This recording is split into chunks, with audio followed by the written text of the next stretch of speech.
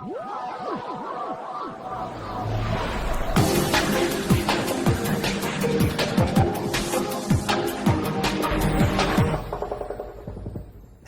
and welcome to Subplot of Course. Our fearless leader Stavros is out, but this month without him, we read Old Man's War by John Scalzi. But before we get to our spoiler-filled summary at the start of the episode, let's introduce our members. So first of all, we have Vincent, who is obviously going to die from checking out some man-eating slime that he thought was innocent and merely just kind of molding. He is an epidemiologist. Say hello, Vincent. Hey, Charlie. You know, when the parents are away, the children will play. So I'm looking forward to this episode without Stavros. We have no holds barred. Listeners, beware. I feel like this is either going to be super epic or an epic disaster. But aside from Vincent, we also have Adrian, who is an English teacher, and he's obviously going to die trying to talk it out with not quite obviously hostile alien races. Say hello, Adrian. Redeemed! Is that what that guy said before he died? No, it's what the Ray say all the time when they kill people. Yes. And it is I am Charlie. I teach math, and I'm going to die because, of course, it'll be my luck that the idiot next to me who gets his MP35 is going to test it out, not knowing that he just shot me in the face. So, hello. No, not the Ray, the Khonsu. The Ray are the ones who eat humans. The Khonsu are the ones The Khonsu are the best. Anyway, we'll get there. I already ruined the episode. We gotta start over. No. So, to summarize the book for all of you who have not read it and are listening to this anyway, it is the future! We have gone into space! We're having fancy space wars, but on Earth things are pretty similar. The Colonial Defense Force, otherwise the CDF, actually runs all of our space operations for, colonizing other planets and fighting the good fight with other alien races, but they don't tell us on Earth how it all works. We got Denny's and everything still going around in whatever year in the future is this, but the one thing we know is that they send poor people out to space to colonize other planets, and even better, regardless of who you are, you can join the Colonial Defense Forces when you are 75 years old. And what you get in return is you get to be young again. So our book begins with John Perry. He has just turned 75 years old. His wife died, but he signed up 10 years ago to join the Colonial Defense Forces. So he goes in, signs up, and he ends up joining. And he takes the fancy space elevator up to their fancy Colonial Defense Force spaceship, where everything is new and fancy and way more advanced than on Earth. And he meets a bunch of other old people, and he makes friends, and they call themselves the Old Farts. But the trick is, they don't get to be young. Instead, they are given new fancy bodies that are genetically engineered. They are photosynthetic, so they are green. They have cat eyes, big yellow eyes that let them see in the dark, and they're even installed with BrainPals so that they can essentially use the internet with their mind. And through their training, after a pretty fun first couple days with their new bodies, they discovered that space war is super hardcore, like Starship Trooper style, where just people die, and it's crazy. So we get, hardcore training sequence. We get a bunch of conflicts where, he gets broken in and becomes a veteran. And you find out slowly that most of the old farts die in battle. It's just him and a couple of the other ones. But the final main battle at the end begins when one of their colonial planets, Coral, gets attacked by the Ray, and they think it's going to be nice and easy because they're about technologically even with this other race, maybe even a bit better, but then it turns out that they have tracking for their crazy quantum spaceship teleportation systems, and they shoot down all of the CDF ships, and things go crazy. He lands on the planet, he gets badly injured, and he's saved awkwardly by his dead wife, who is now also a green soldier.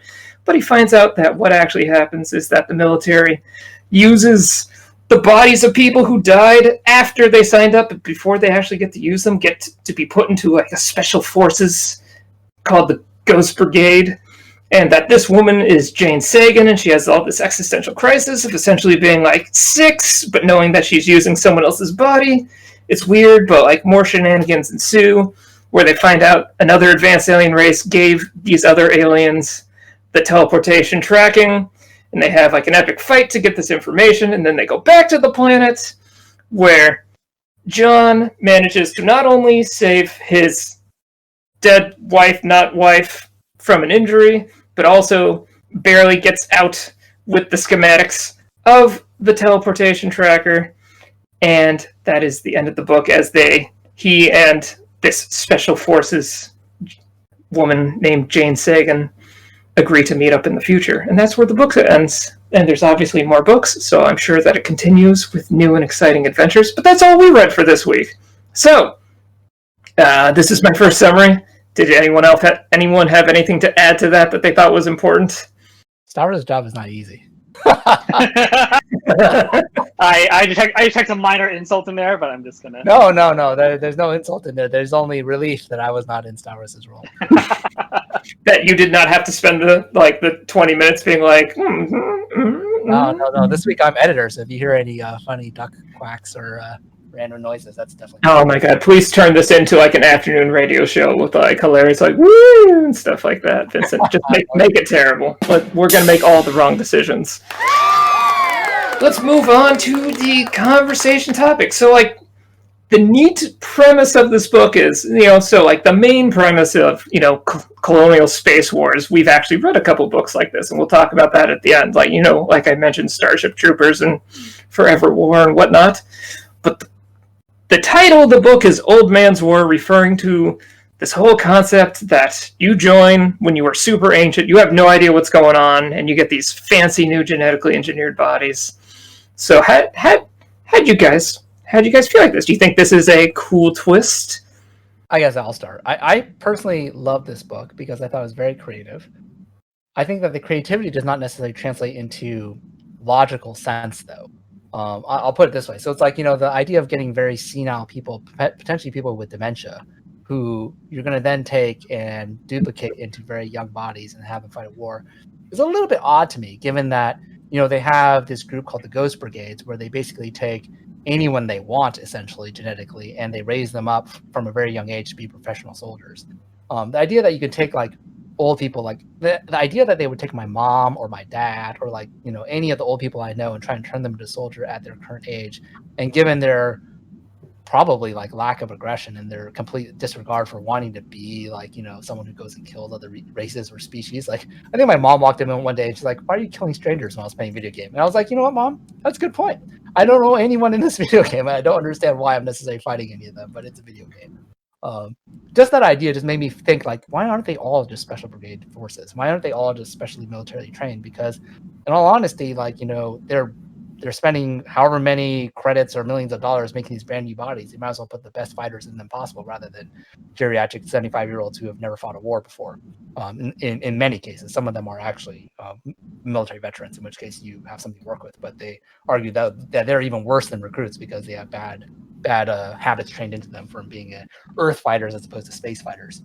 I think I agree with you on some points there. I think there's probably part of the screening at 65 is probably to weed out people with dementia, and there probably is they can't recruit as many Ghost Brigade people, right? Because there's a small subset of people who sign up but don't make it to 75. That's who they technically clone that person infinitely. They could actually have 50 Ghost Brigades, all of which have the same people because they're just genetic clones, right? They didn't actually take the mentality of any of those people. I can't remember who it is, says during basic training, kind of clarifies a lot of this stuff for me. That sense that, we are not giving you these amazing bodies and all these powers because we think you're going to just, destroy everything out there, right? We are giving you the bare minimum you need to do this work, right? And they talk about how expensive it is to make Ghost Brigades.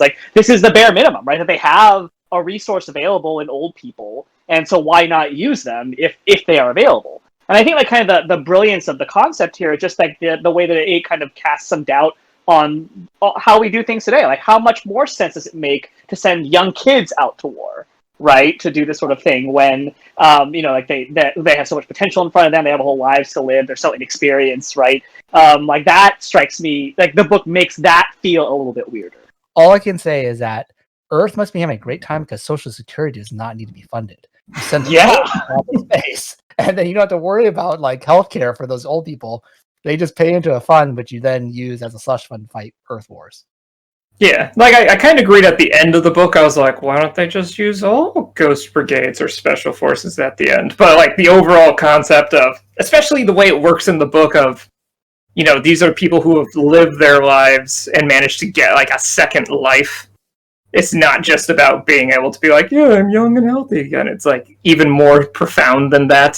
I think the author does a good job of conveying that these people get to go out and go on this adventure after having had a lifetime of experience and, not being as young and stupid as, say, sending out 18-year-olds would be or whatnot. I mean, what was interesting to me is that they didn't take it a step further. Like, obviously, they had some way to re-sleeve people. Like, they scanned people over a few days and basically, duplicated their brain patterns essentially, and made it possible for them to just imprint them into a body. So it's like kind of like control copy and then paste someone into a brand new body.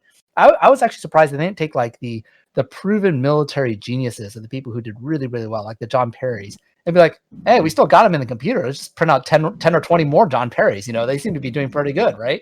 There are definitely some areas where I thought that they could have pushed it even more, but the fact that the world was already creative enough in terms of like what John Scalzi was proposing, I was already highly entertained. I already started enjoying this book a lot. Right. Exactly. I could be thinking about either future books or just misremembering. Like, I think that the process is very resource intensive. Like the notion of like copying like a whole brain at the instant of it's happening. Like, because that's the difficulty there, right? It's not. You don't store the brain because at that point the thing is dead, right? You have to capture it while it's alive at the moment of a thought or something like that.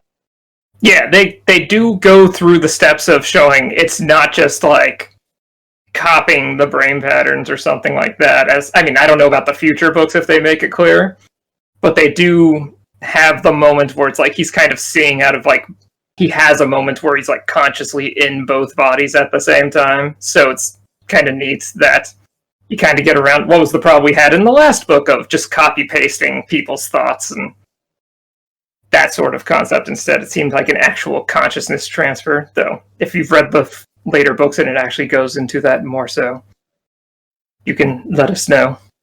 Anyways, speaking of the Colonial Defense Force, why does it operate this way? Why is it so sneaky?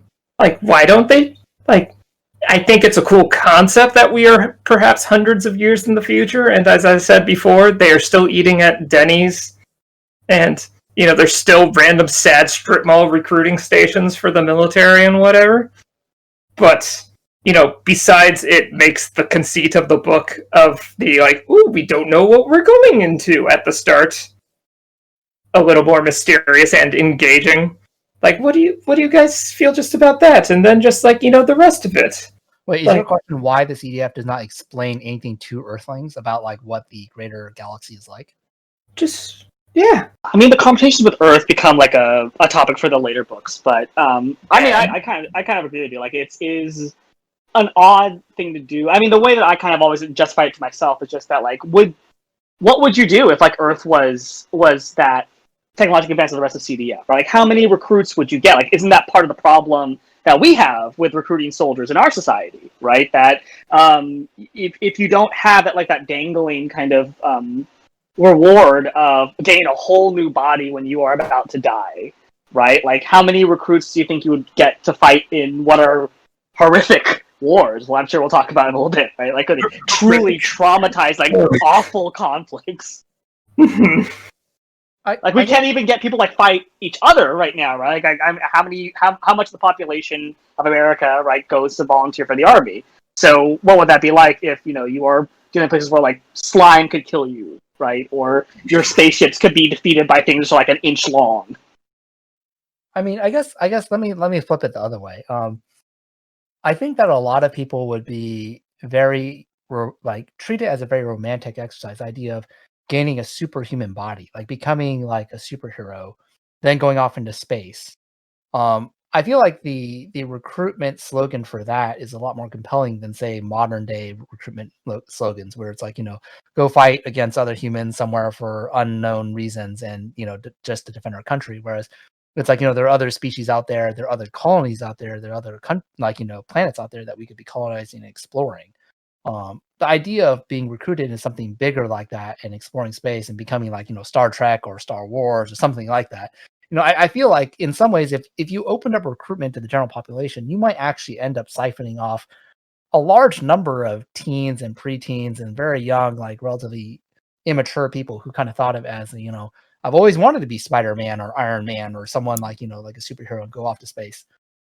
I guess if I had to justify John Scalzi's world, I would say maybe the idea if the EDF or not the EDF, if the CDF actually told everyone about what it was like, you would get a brand new body, you become superhuman, you could have, sex with beautiful aliens. I mean, sex plays a large part in this book when these old people get brand new young bodies that they enjoy having sex, which you can't hold against them. But I mean, the whole idea that you'd be surrounded by, genetically beautiful people and all of them are sexually promiscuous because they're all about to go to war and everything like that. I don't know. I feel like you might actually deplete the Earth's population of a large percentage of relatively productive people, and maybe waiting for old people is not a bad idea. At least give people a chance to become more mature and more realistic about how they are about to expend their lives. True. Push back on that just a little bit, because I mean, isn't that how the Army recruits now, though, right? I mean, the slogan growing up for recruitment was "Be all you can be," right? That if you watch Army recruitment ads right now, right, it does feel like you are looking at superhumans doing like this sort of like superhuman coordination, doing like really amazing things, right? So I think that's certainly how our Army tries to recruit people here, right? Yeah. I'll also say, like, if the idea was that they wanted to recruit, say, scientists, like someone who is like more like myself, who's more scientifically minded, you don't have to go and fight anybody. You just have to explore the galaxy and learn about brand new galaxies without any like, murder or any violence attached to it. I think a lot of very intelligent people who are science, mathematics, engineering, medically, biologically, physically, like, all of the people who are interested in the basic science would be highly, highly interested in going off and serving in a military, assuming that they wouldn't have to fight. They would just be like, hey, let's learn about like stuff beyond what you can find on Earth. There's also like a little bit of like a legal bait and switch, I think, which is also important to point out, right? That when they sign up for 2 years with an extension of 8, right? They're definitely going to be there for 10 years, and the casualty rate is terrible, right? If people knew your likelihood of surviving beyond 2 years, right? Again, how many people would join up versus, hoping to live out a few more years of their life on Earth, maybe a couple of decades if they're at best. Well, I think that's one of the things I find odd is with the premise of the book that you go when you are old and you've probably gone through 30 years of, wow, the rest of my life sucks physically. I'm sure you would still get plenty of old people just being like, you know what, it might only be 2 years or a year, but at least I get to be young again and, go do something. Yeah, I mean, as a person who like has interacted with some older people who are experiencing kind of more of like a deterioration associated with physical, like, deterioration, like a lot of the common themes that you see amongst older people are like, they want to live a good life, not necessarily a long life. They want to live a good life. So even if a disease is, likely to like, kill them in 5 years, rather than take medication that will give them serious side effects for the next 20 years, they'd rather leave a good 5 years rather than a really debilitated 20 years. So I think a lot of the ethics of like recruiting old people kind of, in some ways, it kind of becomes a little bit more ethical in the sense that like, hey, we will give you a brand new body. You will get to live at least a full life or have a chance at living a brand new, completely new life, ailment free, like as a new colonist after you go through this, very rigorous, death march. But if you survive, you get the jackpot of a brand new life, a whole nother 120, 150, 200 years in a brand new like colonist body. Like that's pretty appealing. And contrast that though with like a 20-year-old making that same calculation, right?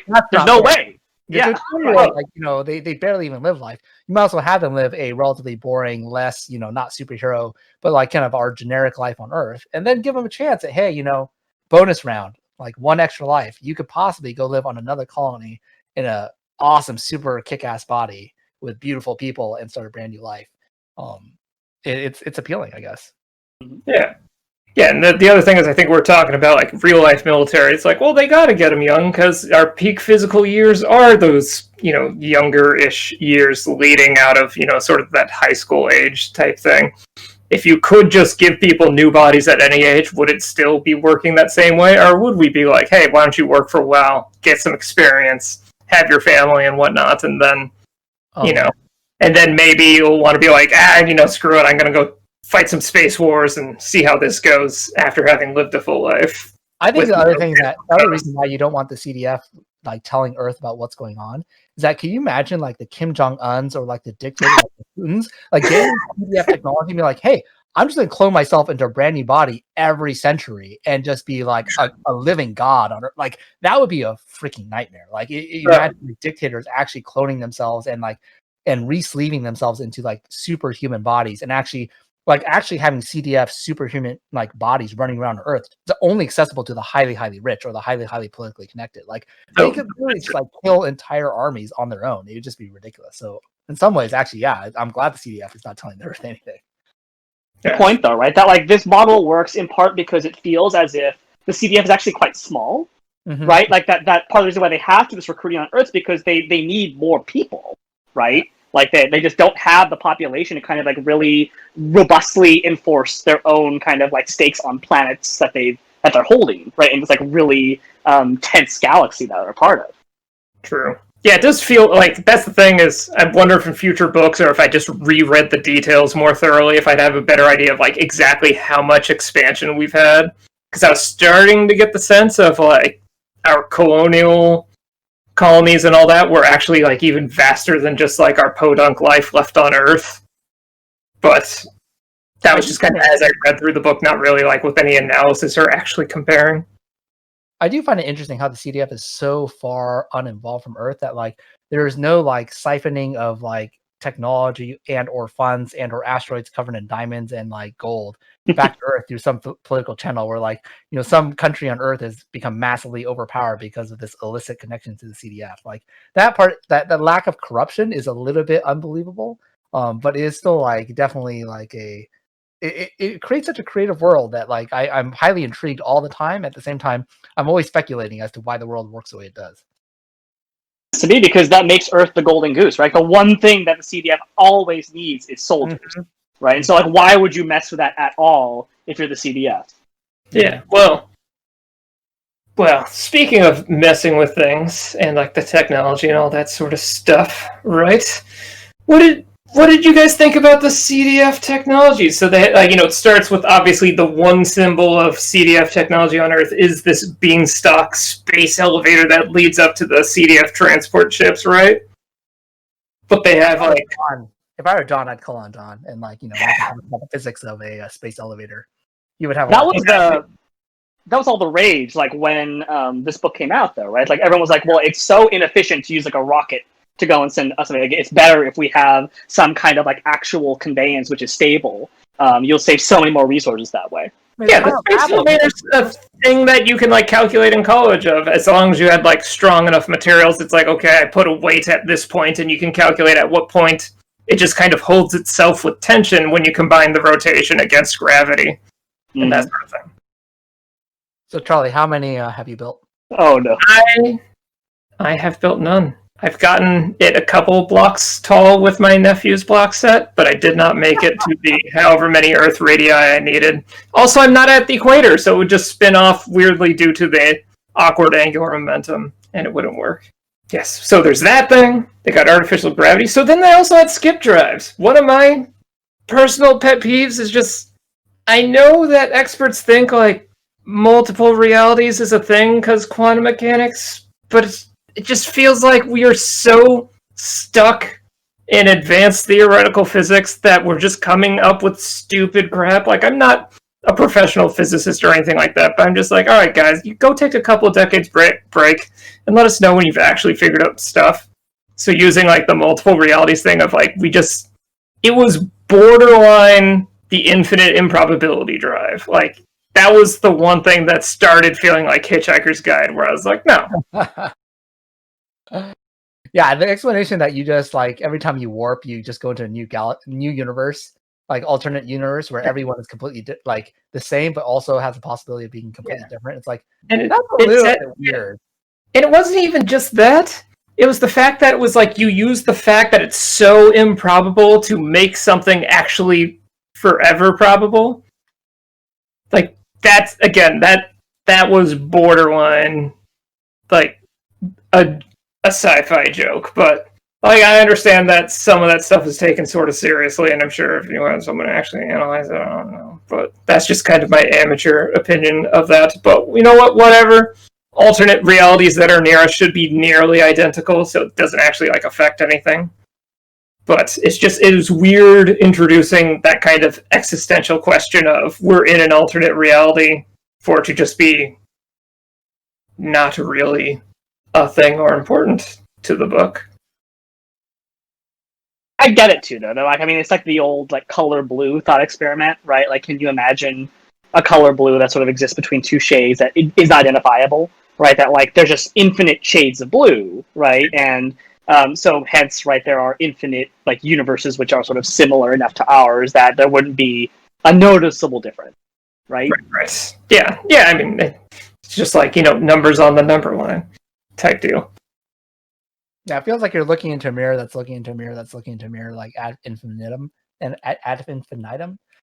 Just because it's like, the main character John Perry is already being like put into a brand new body, which is arguably whether or not it's human or not.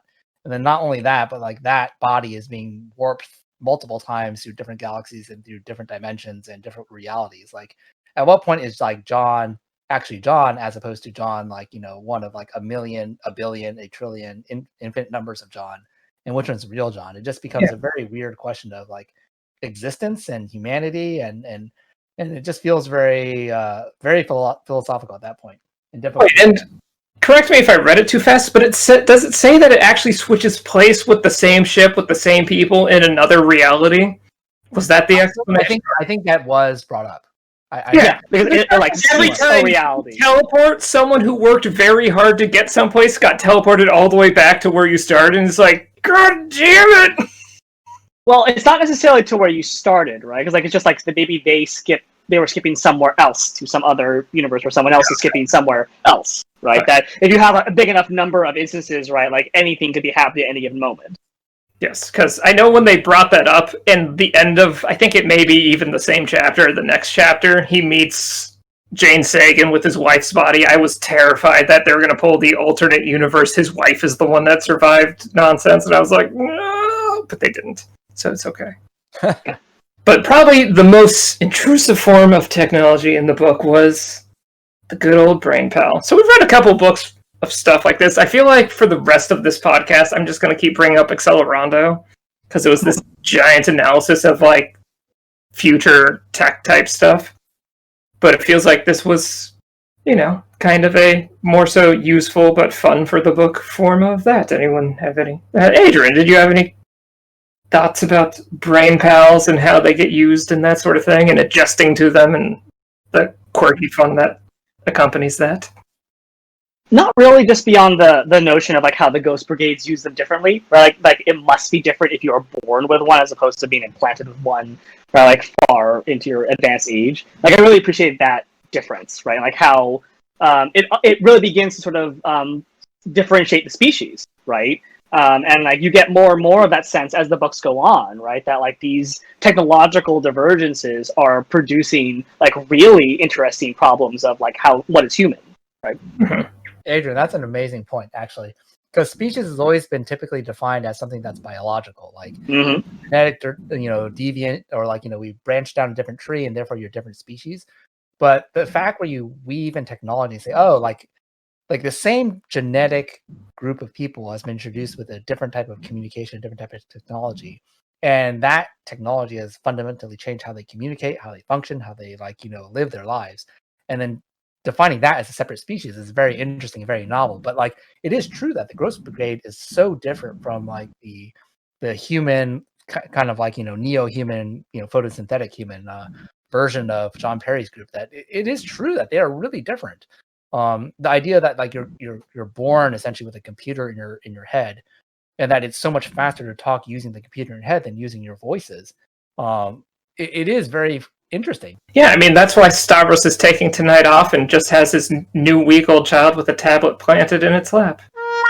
Oh, no. In the... no, that's That's maligning the poor guy. He's going to get hate mail from all our one fans. One fan.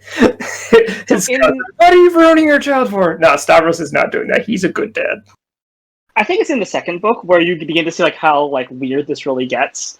Because there are, humans that they implant into bodies that are made to exist in hard vacuum, that just exists without oxygen, that exists in absolute zero, right? And like, can you imagine, right? Like you can implant them into human bodies again at some point, right? But like how, so that they can therefore reproduce with another human. But how human is that person going to be?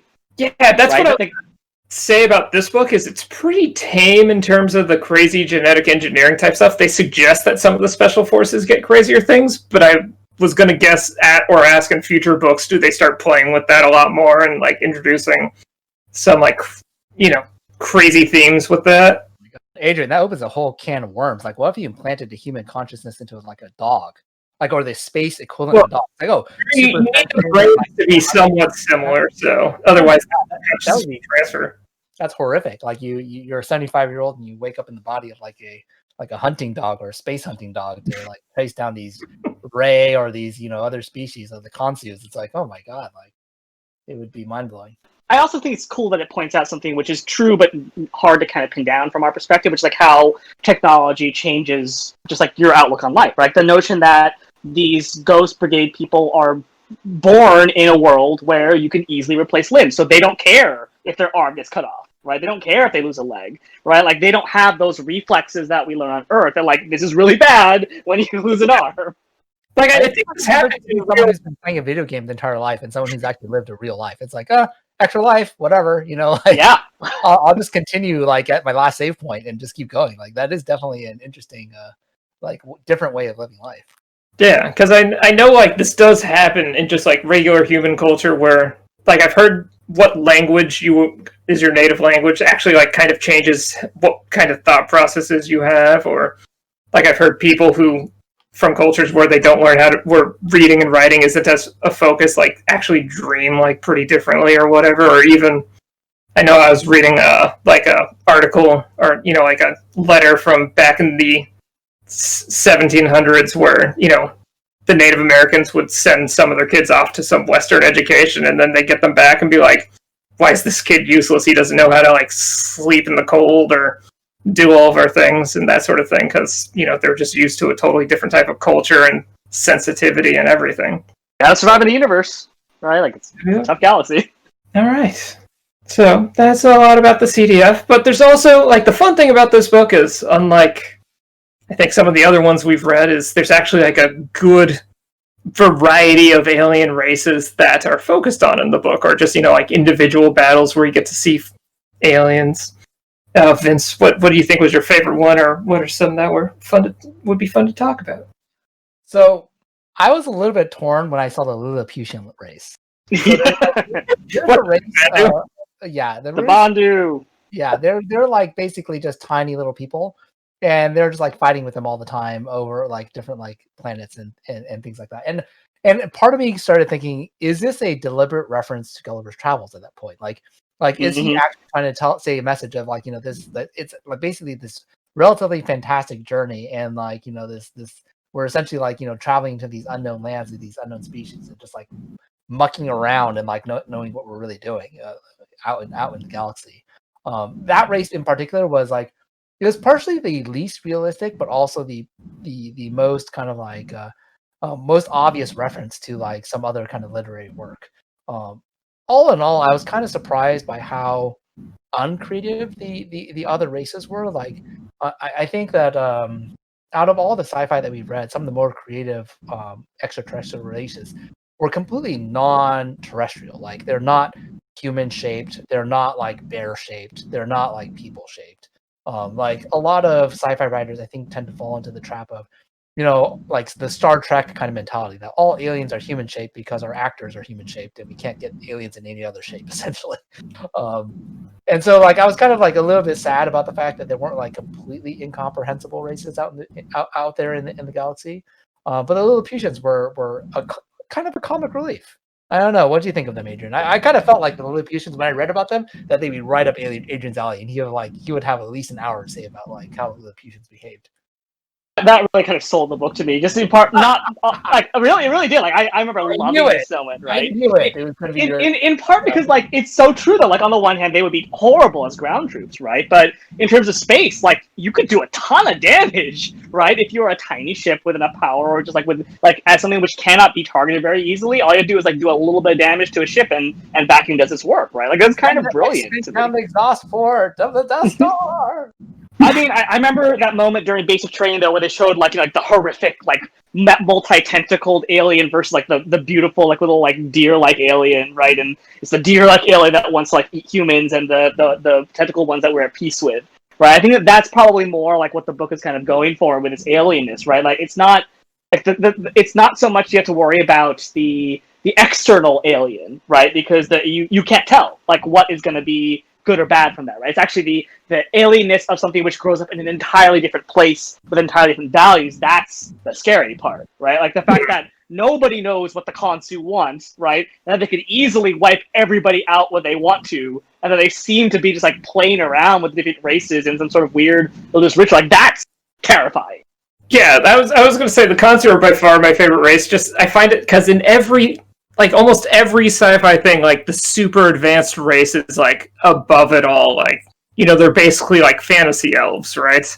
Like they can't be touched because they're that technologically powerful, and they're like just rationally above everyone. So for the Khonsu to just be like, "You shall be reborn as Khonsu through war," and just like randomly testing civilizations and like screwing around with them, like that's the whole conflict at the end of the book. Is the Khonsu just gave the losing race an ultra powerful technology just to be like, go mess with the other race that's starting to beat you. Like because more of you will become part of the great cycle of Khonsu. Yes. I don't know. Like when I read about the Khonsu, for some reason, I know it's not a one-to-one translation. I thought of like the Predators from Alien and Predators. Sure. Like technologically advanced, kind of religious, and then like like not necessarily hating the humans for any reason, but like definitely like testing the humans all the time and putting them through like rituals essentially. I think Scalzi is far more interested in like alien consciousness, right? The second book has a group of aliens that has no sense of internal subjectivity. They're kind of like a weird like hive race, and so they don't have a sense of the I. And like that's what they deeply desire. Like that is super alien, right? Like that idea that there is something which is not thinking of themselves as a distinct individual, and like the depths of how weird that is. Like with regard to that, like I mean, any who cares what the alien looks like? I mean, we have the slime thing in here, right? For example, but beyond that, like to think about how an alien kind of conceives of itself different, like that's crazy. Well, insane is essentially not thinking the same way as everyone else. So aliens, by definition, are insane. But, I mean, to us, perhaps so, right? Like because we have such a completely different frame of reference that like the fact that we reduce the CDF reduces the cost, like it's like a sort of sporting event for them, right? That they don't take the religiosity seriously, in part because like what advanced race is so religiously devoted, right? Like religion tends to not survive the secularization that science tends to demand, right? And like to take the Khonsu seriously for like just a little bit, like to think that there is like this race that has the technology to track you across different realities, who can harness the power of their sun to make an impenetrable shield around them. Like to think that there actually might be some kind of massive metaphysical like cycle, right? That they're involving you in. Like that's again, wow, right? It's a race that took fantasy football a little too seriously. Kind of like real football, right? Because there's no statistics.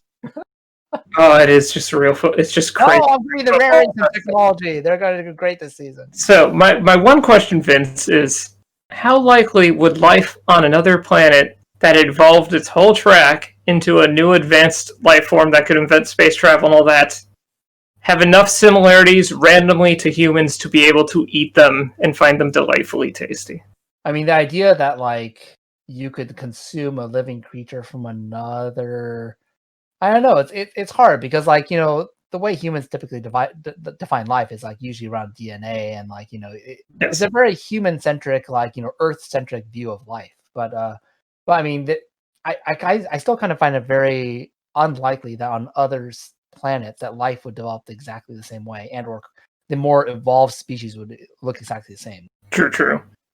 I've heard the problem with the study of astrobiology is currently we have a sample size of one ecosystem, which is Earth, so we can't tell, like, all right, is carbon-based DNA and all this stuff pretty much the one thing that would work, or is there other chemistries that could spontaneously form that would work to form life and make things completely incompatible with each other biological, which means, we couldn't eat each other, probably.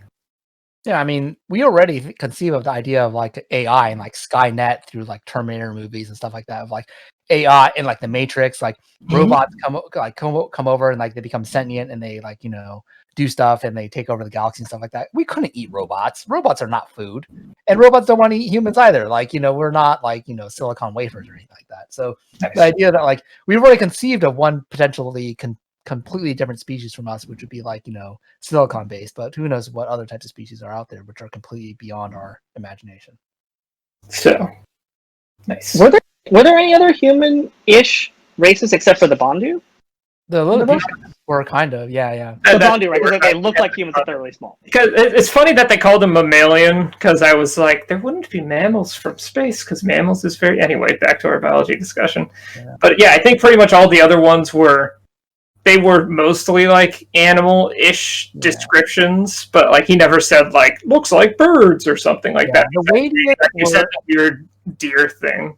The Wadians were half bear, half flying squirrel, so they were kind of terrestrial. Okay. The Kansu were like, I think they were like they didn't really describe them very well. I think they just had really strong bodies or something like that. It was very, and they have like the knife arms, right? Yeah. Somewhere in my head, I imagine them as kind of like human-shaped crab people. The Rari, like the rays, as Charlie kind of pronounced them, is like the RRAEY race. Like they have heads and limbs and muscular bird-like legs. That's the closest description we had. So it's like they had limbs and they had a head. So it's kind of like either a spider or human or something. Yeah, I feel like that's a smart choice to kind of leave the descriptions vague, so that we're not getting too like obviously Earth analogies while also making them comprehensible. So, Adrian, since we were bringing up some Gulliver's Travels, Jonathan Swift, right? It's been a while. Yes. Do you feel like... So we read Forever War and Starship Trooper, which have very obvious political analogies for their day. Like, Starship Troopers were hanging out on Earth and fighting, hive communal species, right? Obviously during the Cold War.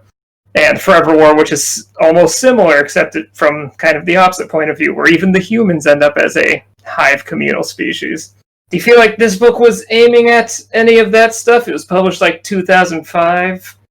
Or is it more just like in good fun? Hey, to go back to Vince's point about Gulliver's Travels, I think that's totally going on here, right? When you have tiny people in a book of literature, it's probably really hard to not do Gulliver's Travels.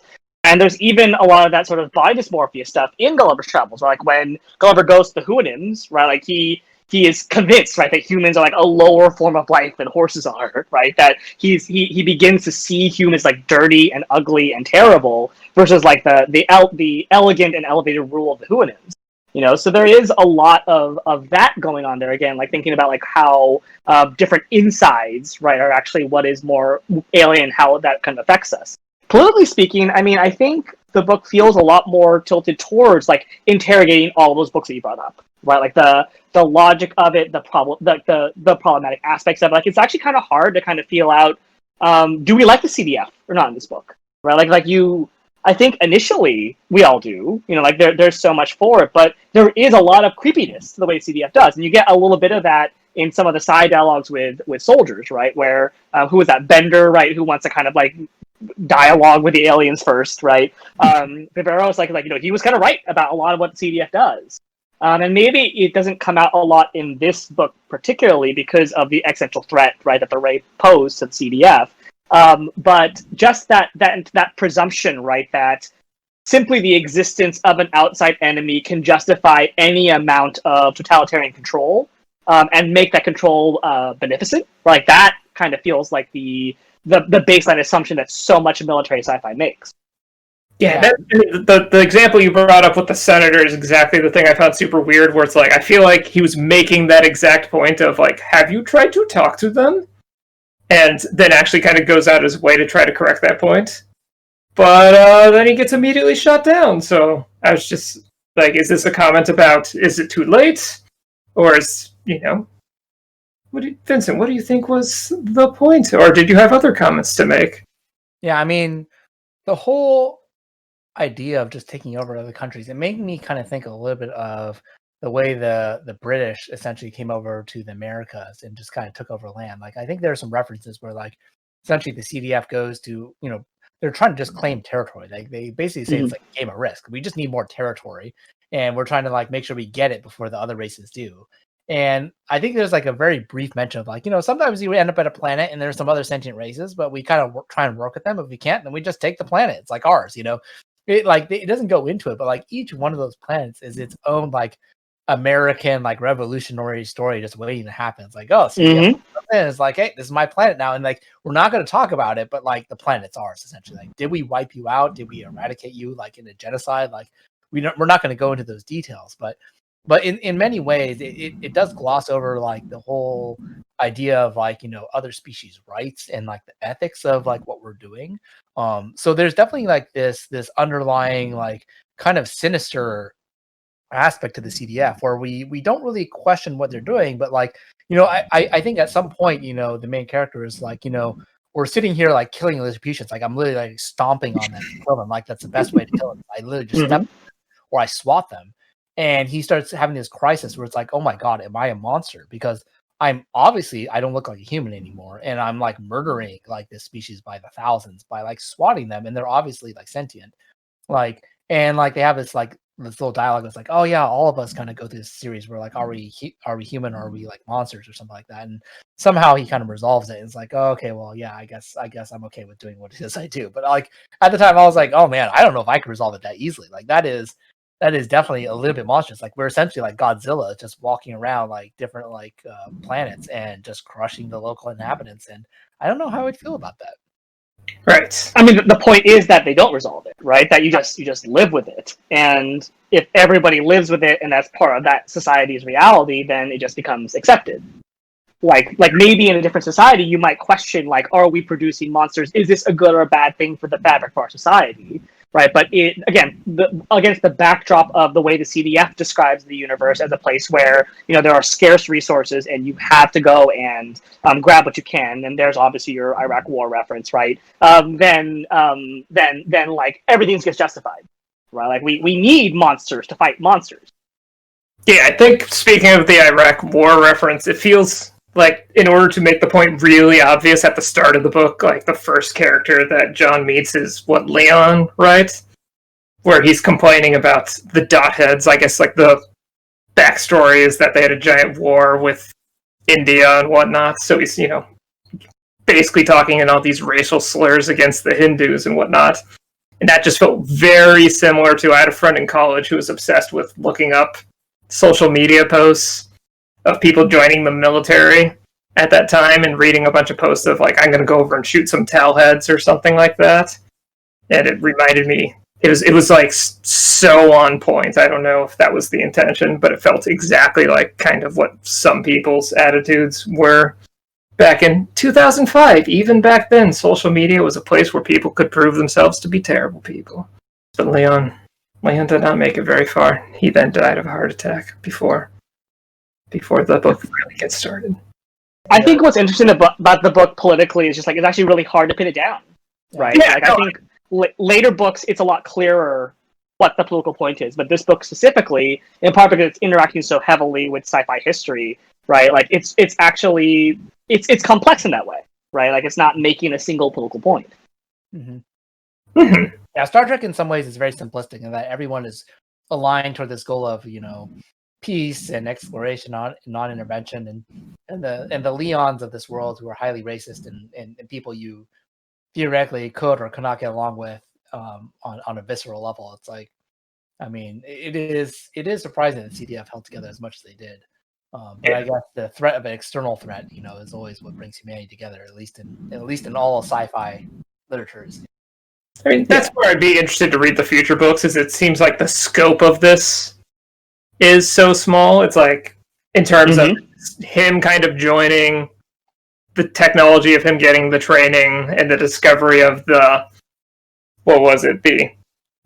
special forces and whatnot seems to be like the main focus of the books, of this book. So seeing the world spell out more, seeing like, kind of what's the deal with the colonists, because at the start there was a lot of themes where it's like, okay, we're sending off these poor defeated people from other countries to be the colonists because they're not going to be able to compete on Earth economically or militarily or whatever. So it seems like it introduced a bunch of really interesting ideas, only to kind of go off into, like you said, more of a analysis, or it seems like even at times a parody of traditional sci-fi military writing.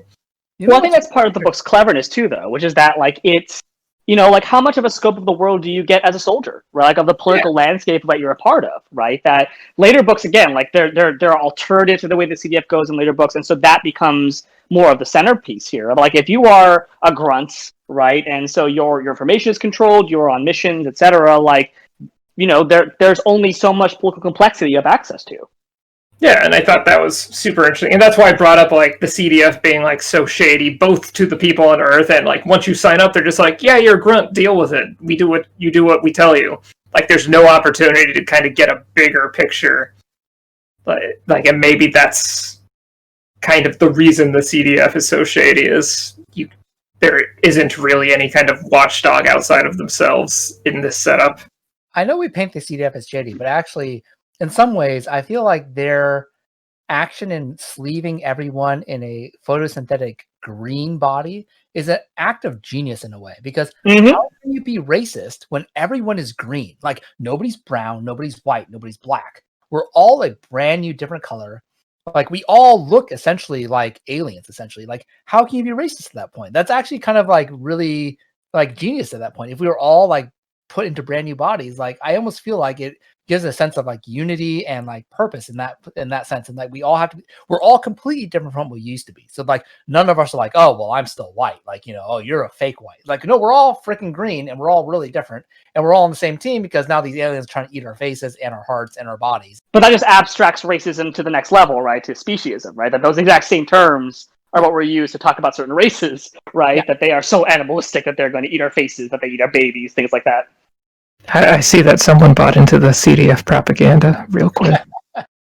Well, I don't know. At least it solved. I mean, at least in the Star Trek way, it solved a lot of the racial conflicts that we had within a species. Absolutely. Now, whether or not that still applies to extra species, I already, stated that I'm pretty much bothered by the idea of killing Lilliputians en masse by swatting them and stuff like that. I still think that's really inhumane and not ethical. But at least in some ways, we addressed one level of racism, and we just traded up for a worse, like, a grander level of racism, which I can't hope to begin with. But at least we solved some of the problems at home. All right, so I guess I already brought up like Starship Troopers and Forever War, but what came out shortly after this with some remarkable similarities was, do either of you know what I'm about to bring up? I watched it, so I don't want to comment. Avatar. Wait, you never watched it? I never watched it. You never watched it because of like a boycott, like a conscious decision not to? Really? It just never interested me enough to go and watch it. I think I watched it just because of the hype, and it's fun, but there's a bunch of things that makes me roll my eyes. But apparently I looked it up, and there was no taking from anyone on either side. Even John Scalzi is quoted in an interview as saying, like, hey, some of these ideas have been out there in sci-fi a long time, and it turns out we were just making very similar, and it's only the very basic premise of, like, body of conscious transfer to an alien body that's really there between the two. I mean, I think that the main commonality is just that we're talking about war in a post-Cold War context. Right. Like that may be it, right? Like that. What do you do when you are facing something which is no longer that similar conflict, right? Like the need for more than just like a regular soldier, as war itself kind of gets abstracted. There's like a ton of interesting reasons why that concept might have been in the air post, the fall of the Berlin Wall. Adrian, you're giving Avatar way too much credit. It's Dances with Wolves in space. Or I heard Pocahontas in space. That's what I heard. I don't know. I felt like Avatar was maybe like one theater of the global kind of like the old man's war, like, space war, essentially. It's like just one planet, essentially. And I know Avatar tried to make itself like, really like high-minded. It's like, oh, we're trying to get, what was it, unobtainium? Was that really? Yes, it was literally unobtainium. Literally used the term unobtainium, like unobtainium, and like it was supposed to be useful for like spaceships or something like that. I thought it was like, oh, it'll feel like humanity going to the future. But like, in all honesty, like I'm actually a little bit surprised that we weren't like fighting over certain planets for like their resources. Like we never actually named any of the resources that we're trying to fight over. It's more like, hey, this planet has corals on it. No, we like corals. Well, let's take the planet over. Like it was very surprising how blasé the CDF was about. It's just like if it's territory, we want it. We don't care if it's like a field in the back areas, rural areas of Kansas, or if it's like the metropolis of San Francisco. They're all equally important. Let's just get all the planets, collect them all. Monopoly, buy whatever we can. I mean, Monopoly is a pretty good analogy, right? Because like what the whole idea that this like space is a zero-sum game, right? If you don't take territory now, then eventually your race is destined to die out because other races will have hemmed you in so much that you just are doomed to resource failure at some point. You can only play so long before you land on Boardwalk with that hotel just waiting there to rob you of all your money. Mm-hmm. Mm-hmm. All right. Got that Dyson sphere around their planet, so I think that's Boardwalk right there. We could be the too eventually. That'll be fun. Anyways, let's wrap up with our contest, right? So it's not even really a contest. No, you don't have to act or anything. If you want to act out your propaganda message, you can. But given that the CDF is so shady and doesn't tell anyone anything besides like, hey, you're old, join up. And you won't be old. Like, how would you have done it, Vincent? How would you have done it? Let's just final statement on that conversation. I don't know, like marketing the CDF to Earth recruits, in some ways, like we mentioned before, it's a delicate balance. In my mind, what the CDF would want is not necessarily quantity, but they actually would want quality. But what you really want is you want soldiers who theoretically can make a difference. Like you want the main character, the protagonist, and you don't necessarily want like you're gonna need a number of grunts as well, but like you kind of want the brains essentially. Like you want the people who can understand the Khonsu's technology that can take you to the next level, because those are the leaps that will take you above and beyond. So if I were to market the CDF to Earth recruits, I would actually target like the highly intelligent and or the competent in terms of the technological side of things, and not necessarily go for just straight up muscle. And so I would be as a scientist myself, I would be like, offering something on the long lines of unlimited grants and unlimited unanswered questions and potential to explore something beyond just a small limited planet and to go galaxy wide and universe wide to explore like the deeper truths of space. Nice. Adrian, how about you? As usual, Vince, I would do the exact opposite. Nice. Adrian. So just imagine this, an ad interrupting Tucker Carlson, The Force television show. You're racist, Mr. Senior Citizen. That's okay. There seems to be an awful lot of you.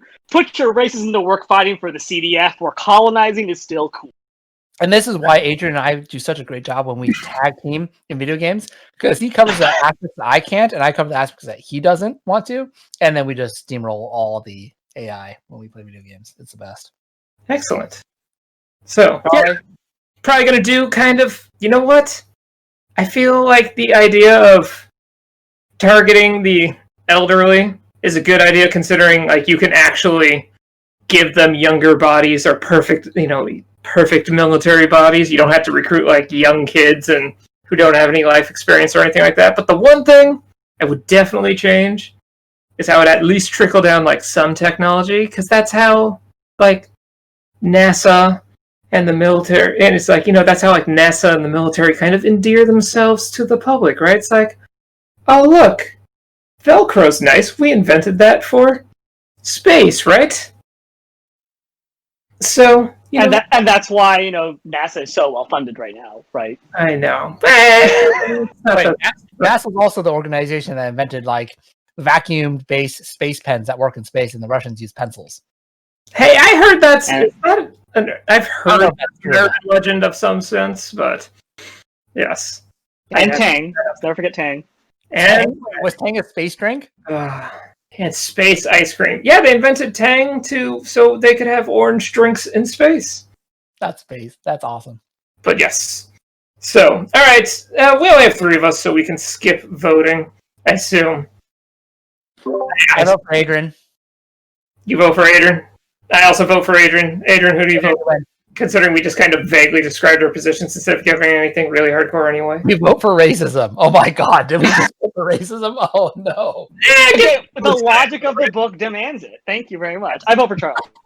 All right. Anyways, let's wrap this up. I think being smart becomes a liability to the CDF. Just because it's like that is the sad thing, is because you're stuck on Earth, you will never catch up to the scientists in space. So being smart is a completely worthless attribute, besides like maybe occasionally being clever on the battlefield. I understand. But yes, let's wrap this up. Adrian, give us some pros and cons. What's your favorite thing about the book? What is your least favorite thing about the book? My favorite thing about the book is definitely the moment when they reveal, right, like that we are not giving you these bodies because we want you to feel superior, but rather because this is the bare minimum. Just because, like, I had never heard someone so clearly announce the logic of like soldiery before.